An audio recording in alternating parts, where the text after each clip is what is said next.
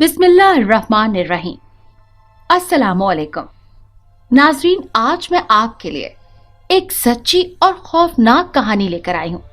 लेकिन इससे पहले कि मैं कहानी शुरू करूँ, जो लोग हमारे चैनल पर नए हैं उनसे गुजारिश है कि वो हमारे चैनल कहानी महल को सब्सक्राइब कर लें, ताकि आपको हमारी इस तरह की दिलचस्प कहानियां बर वक्त मिलती रहें। मैंने ऐसे वाकयात बहुत पढ़े थे, मगर कभी सोचा भी नहीं था कि मैं खुद भी देख सकूंगी। जिन्नात और मावराई मखलूकात अक्सर महज वहम या कदीम जाहिलाना तस्वुर की जाती हैं। हालांकि अक्सर मगरबी कहानियां बल्कि फिल्मों में भी ये चीज़ें दिखाई जाती हैं। इस्लाम ने इन्हें बड़ी अहमियत दी है और हकीकत माना है, क्योंकि कुरान में सूरह जिन के नाम से एक सूरत भी मौजूद है। आप सल्लल्लाहु अलैहि वसल्लम से जिन्नात की मुलाकात और मसाइल पूछने की सही बुखारी और मुस्लिम की बेशुमार अहादीस मौजूद हैं। लेकिन इंसानों से अलग रूप और आदात की वजह से लोग शुबे में पड़ जाते हैं। चलिए मैं आपको एक हकीकी जिन्नात की कहानी सुनाती हूँ, जो असल में मेरी अपनी आप बीती है। ये उन दिनों की बात है जब मैं बीए करके फारिग बैठी थी। तभी मेरे पास एक स्कूल में पढ़ाने की बड़ी ही अच्छी नौकरी की पेशकश आई। ये स्कूल गुलिस्तान जौहर में था, मगर काफी बड़ा था। इसके करीब एक मशहूर बेकरी भी है, जिसका नाम कॉन्टिनेंटल बेकरी है। बेकरी की तरफ से एक चुरंगी अंदर को जा रही है। वहां से आगे को डबल रोड कारपेटेड है। पहले ये इलाका बड़ा सुनसान हुआ करता था, मगर अब बहुत आबाद हो गया है। वहाँ ज्यादातर शादी हॉल और स्कूल्स हैं। ये भी वहाँ का मशहूर स्कूल था, मगर स्कूल का नाम मैं आपको नहीं बता रही। चंद दिन बाद मैं स्कूल में सेट हो गई थी। मैंने मेहनत की और जल्द ही मुझे एडमिनिस्ट्रेटर बना दिया गया। अब मुझे स्कूल के सारे मामलात और मुलाजमीन पर नजर रखनी होती थी। स्कूल की बिल्डिंग 3 मंजिला थी और इसमें दर्जनों कमरे थे। इसी हिसाब से टीचर्स भी थीं। स्कूल में एक चौकीदार और बिल्कुल छोटे बच्चों की देखभाल और उन्हें वॉशरूम वगैरह ले जाने और साफ रखने के लिए एक मेड या आया भी थी। आम लोग मासी भी कह जाते थे। साइंसी तजुर्बात के लिए एक लैब 3री मंजिल पर वाक़ थी। एक दिन मैं 3री मंजिल पर थी कि मुझे 3री मंजिल की तरफ जाती कोई चीज दिखाई दी। मैंने उसे आवाज दी, शायद उसने नहीं सुनी। मैंने उसे लैब में दाखिल होते देखकर आवाज दी, आया अम्मा, कहाँ जा रही हो? पीछे पीछे मैं लैब में घुस गई थी, मगर लैब तो खाली थी। तभी मुझे अजीब सा एहसास हुआ जैसे हॉल या हैबतनाक सन्नाटा हो, और मैं खाली खाली हवाएं चलती महसूस करने लगी। तभी कोई चीज बजने की आवाज आई। मैं चौंक कर मुड़ी और दम बखुद रह गई थी, मगर वहां कोई भी नहीं था। मैंने बमुश्किल खुद को संभाला और लैब से बाहर निकल आई। तभी मुझे एहसास हुआ कि पूरी 3री मंजिल अजीब से पुरहौल सन्नाटे में डूबी हुई थी। मैं तेज तेज कदमों से जीना उतरने लगी, ताकि जल्द अज जल्द इस जगह से बाहर निकल सकूं। 2री मंजिल तक पहुंचते ही जरा माहौल बेहतर लगने लगा। तभी मुझे आया अम्मा सईदा आती दिखाई दी।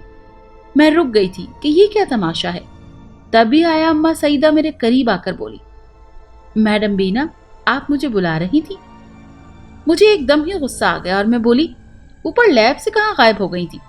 मुझे अचानक ख्याल आया था कि शायद वहां से कोई रास्ता बाहर को जाता हो और मैं बिला वजह ही डर रही हूँ। मैं तो ऊपर गई ही नहीं थी मैडम, आया अम्मा सईदा बोली थी। झूठ मत बोलो मैडम, मैं तो गेट से बाहर निकल चुकी थी। तब चौकीदार ने आवाज देकर बुलाया है कि आप मुझे बुला रही हैं, तो मैं आ गई। नीचे पहुंचकर मैंने चौकीदार को आवाज दी, मगर वो तो साफ मुकर गया। मैं आया अम्मा के पीछे पड़ गई थी कि आया अम्मा को झूठा साबित करने के लिए मैं फिर उनके साथ 3री मंजिल पर गई। मगर वहां पहुंचते ही फिर से मेरा दिल जैसे डूबने लगा था। मगर मैंने हौसला किया और चीजें और रास्ते चेक करती रही। वहां से नीचे उतरने के लिए पिछली तरफ से भी एक रास्ता तो जाता था, मगर ये सच था कि नीचे जाकर फिर दोबारा इतनी जल्दी कोई वापस नहीं आ सकता था। हम जब नीचे पहुंचे तो अब चौकीदार फिर गायब था। तभी चौकीदार गेट खोलकर अंदर आया। जब मैंने पूछा तो कहाँ हो, तो कहने लगा कि नमाज पढ़ने गया था। मैं, आया अम्मा और चौकीदार दोनों पर बरस पड़ी थी। तब चौकीदार कहने लगा कि मैडम, आप स्कूल की टीचर्स और मालिक से पूछिएगा। यहाँ तो जिन्नात आते जाते रहते हैं, हम सभी आदी हैं اور ایک دوسرے کو جھوٹا نہیں کہتے۔ میں آفس میں جا کر بیٹھ گئی، مگر میرا دل گھبرا رہا تھا۔ کبھی لگتا کہ چھت مجھ پر آ گرے گی تو کبھی لگتا کہ دیواریں مجھے چاروں طرف سے پیس رہی ہوں۔ ایک بار میں پیپر ویٹ اٹھانے لگی تو وہ نیچے گر پڑا، حالانکہ وہ کنارے سے کافی دور تھا۔ چائے تازہ تازہ منگوائی مگر ٹھنڈی ٹھار نکلی، اور فریج کا پانی بالکل گرم تھا۔ پھر اچانک دروازے کھڑکیاں زور زور سے بجنے لگے، کمرے میں جیسے طوفان آ گیا ہو، ہر چیز الٹ پلٹ ہو رہی تھی۔ میں اٹھنے لگی تو میرا پرس جیسے گود میں ہی آ گرا، حالانکہ وہ مجھے جہاں تھا مجھے یاد تھا کہ کرسی پر رکھا ہوا تھا۔ میں گھبرا سی گئی، حوصلہ کر کے اگلے دن اسکول آئی اور معمول کے مطابق راؤنڈ لگایا، مگر تیسری منزل پر وہی ہولناک سناٹا چھایا ہوا تھا۔ میں نے ہمت کر کے لائبریری میں جھانکا اور اس کا دروازہ اچانک دھڑ کر کے بند ہو گیا، اور میں نے نیچے کی طرف دوڑ لگا دی، مگر کسی نے بھی مجھے رک کر غور سے نہیں دیکھا۔ آفس میں مجھے تنہا بیٹھتے ہوئے ڈر لگ رہا تھا۔ میں اسٹاف روم میں چلی گئی۔ جب پانی پی کر میری طبیعت کچھ بہتر ہوئی تو میں نے ٹیچر سے پوچھ گاچھ کی، تو سب نے عجیب و غریب کہانیاں سنائی تھی۔ پہلی اور دوسری منزل پہ عجیب و غریب واقعات کم ہوتے تھے، مگر تیسری منزل پر دن میں بھی کوئی تنہا نہیں جاتا تھا۔ یا ٹیچرز کا بھی سامان غائب ہو جاتا اور اچانک مل جاتا۔ بیٹھے بیٹھے اکثر کوئی بچہ بھی غائب ہو جاتا۔ جب سب ہوتے تھے تب بھی تیسری منزل پہ چوڑیاں کھنکنے یا مردانہ کھنکار کی آوازیں آتی تھی۔ تو بچے اپنی اپنی سائنس ٹیچر کے ساتھ بس لیب والے دن ہی جاتے تھے۔ نیچے کی منزلوں پہ بھی ایک بچہ یا ٹیچر کہیں جاتے دکھائی دیتے، تھوڑی دیر بعد وہ پھر کہیں دوسری طرف سے آتے دکھائی دیتے۔ اکثر وہاں کا سامان الٹ پلٹ ہو جاتا، پنکھے خود بخود چل پڑتے تھے، پھر خود بخود رک جاتے۔ ایسے واقعات پورے اسکول میں ہوتے تھے۔ شروع میں سب نے ہی اتفاق یا لائٹ کا آنا جانا سمجھا، مگر پھر مستقل واقعات نے ان واقعات کو جنات کی شرارتیں سمجھنے پر مجبور کر دیا۔ جنات اپنے بچے یہاں پڑھنے کے لیے بھیجتے تھے جو شرارتیں کرتے تھے۔ ایک ٹیچر کہنے لگی کہ اس کی کلاس کے ایک بچے کا کوئی حساب یا ریکارڈ موجود ہی نہیں، مگر وہ روز آتا ہے۔ میں نے چیک کیا تو ایسا ہی تھا، رجسٹر میں اس کا کوئی نام پتہ درج نہیں تھا۔ میں نے جس ریسیپشنسٹ نے داخلہ دیا تھا اسے کہا کہ اس کے والدین سے رابطہ کریں، وہ فیس ادا کریں۔ وہ چند دن تک مجھے ٹالتی رہی اور پھر ایک دن وہ بھی غائب ہو گئی۔ ریسیپشنسٹ کے گھر کا کسی کو بھی پتہ نہیں تھا، مگر بچہ بدستور آتا رہا۔ فیس آفس میں سبمٹ کروا دی جاتی تھی۔ جب میں نے آفس میں ڈھونڈا تو وہاں بھی اس کا کوئی ریکارڈ نہیں ملا۔ کچھ سوچ کر میں نے اس بچے کی کلاس خود لینا شروع کر دی۔ وہ پہلا دن تھا۔ میں نے بورڈ پر ایک سبق لکھا اور بیٹھ گئی۔ کچھ دیر بعد میری بورڈ پر نظر پڑی، وہ جیسے سائز میں 4 گنا ہو گیا تھا۔ میں نے چشمہ اتار کر صاف کیا اور پھر لگایا۔ بورڈ وہی 4 گنا بڑا لگ رہا تھا۔ تبھی رضوان کی آواز آئی تھی، ہم نے کام کر لیا، اور ایک دم بورڈ اصل سائز کی جتنا لگنے لگا۔ میں نے رضوان کی طرف دیکھا، وہ مسکرا رہا تھا۔ یہ رضوان وہی بچہ تھا جس کا نام پہلے درج نہیں تھا۔ میں نے اسے غور سے دیکھا تھا، وہ مجھے بڑی بڑی آنکھوں والا معصوم سا مگر عام سا بچہ لگ رہا تھا۔ میں نے جب لیسن سننا شروع کیا تو رضوان کو سب سے پہلے کھڑا کر دیا۔ وہ بہت اچھا پڑھ رہا تھا، مگر میں نے اسے کھڑا رکھا اور باقی بچوں کا سننے کو کہا۔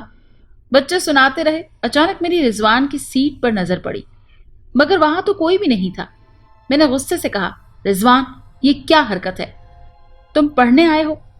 ایک دم جہاں رضوان کی سیٹ تھی وہ جیسے نمودار ہو گیا اور سر جھکائے بولا، مس ہم تھک گئے تھے۔ میری تو گھگی بن گئی۔ اشارے سے کہا بیٹھ جاؤ۔ اس کے بعد جیسے ہی میری شامت آ گئی تھی، یوں لگتا تھا کہ میں نے رضوان سے دشمنی مول لے لی، تو کوئی اس کی ماورائی دوست یا سرپرست میرے دشمن ہی بن بیٹھے تھے۔ کمرے میں گرمی ایک دم بڑھ گئی تھی، جیسے کوئی جون جولائی کی دوپہر ہو، باہر صحن میں بیٹھا ہو۔ ذرا سی دیر بعد اچانک میرے اوپر چلتا پنکھا بند ہو گیا تھا۔ میں نے ایک بچے کو پنکھا چلانے کو کہا، وہ ایسے ہو گیا جیسے سنا ہی نہ ہو۔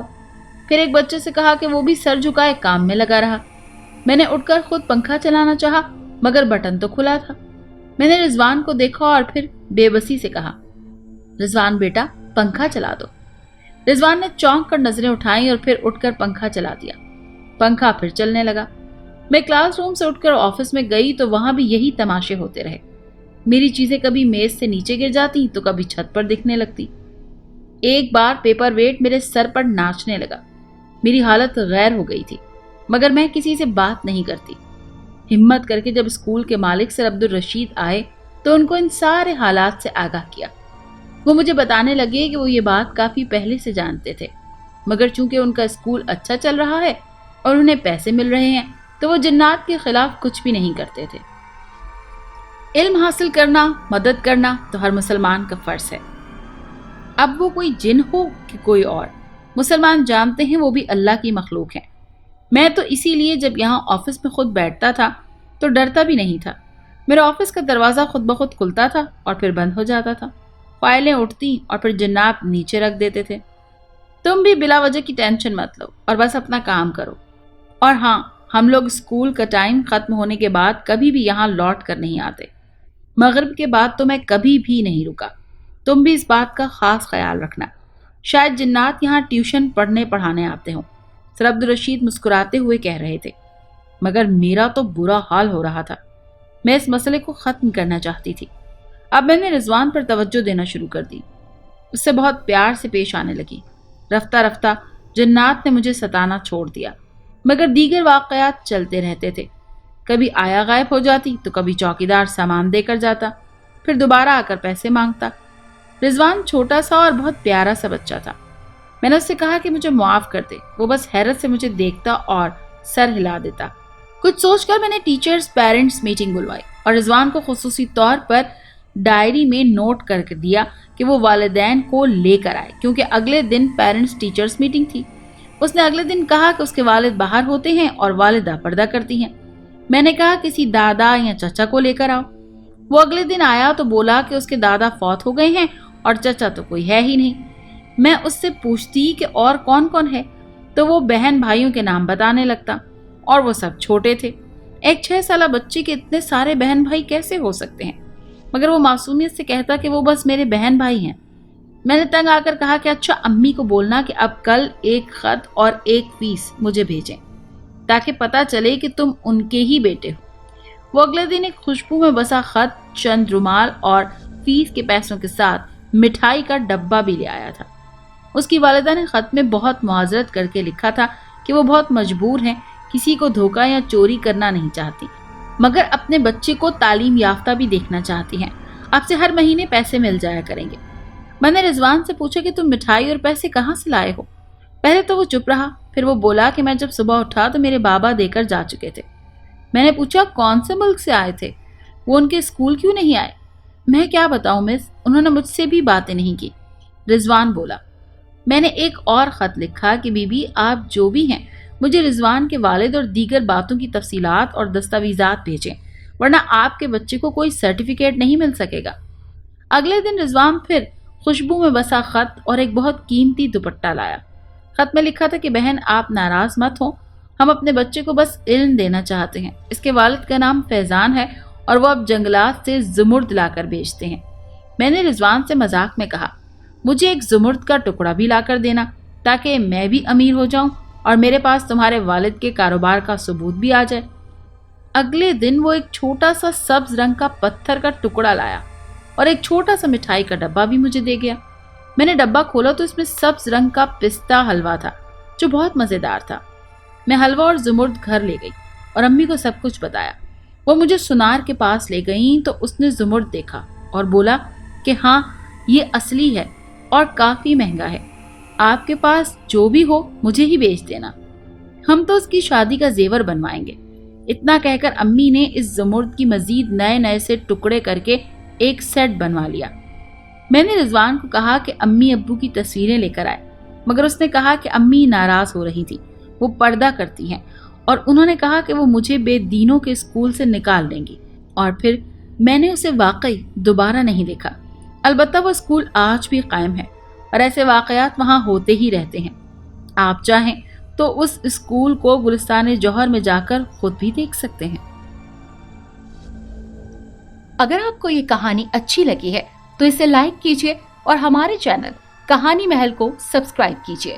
اور ہاں، اگر آپ کے کسی دوست، رشتہ دار یا بہن کے ساتھ خدا نخواستہ اس طرح کا کوئی بھی واقعہ پیش آیا ہے تو ہمیں کامنٹ سیکشن میں اس کے بارے میں ضرور بتائیے.